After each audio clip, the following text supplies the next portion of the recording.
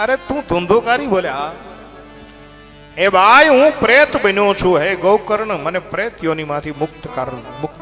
ત્યારે કીધું કે તારા માટે મેં શ્રાદ્ધ કર્મ કર્યા, તર્પણ કર્યા, અનેક તીર્થયાત્રાની અંદર ગયો છું.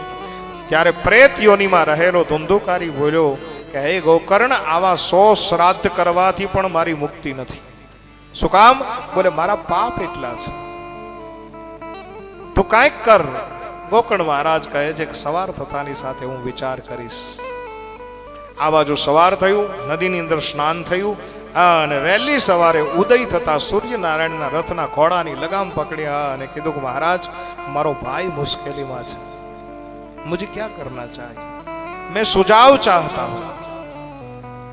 અને ગૌકર્ણ મહારાજને ભગવાન સૂર્યનારાયણે કીધું કે તમારો ભાઈ ધુંધુકારી જો પ્રેત બન્યો હોય અને પ્રેત યોનિમાંથી એને મુક્ત કરવો હોય તો એને ભાગવત કથા સંભળાવો.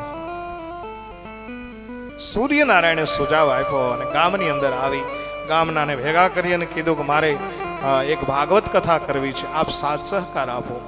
અને ગૌકર્ણ મહારાજ ખુદ વક્તા બન્યા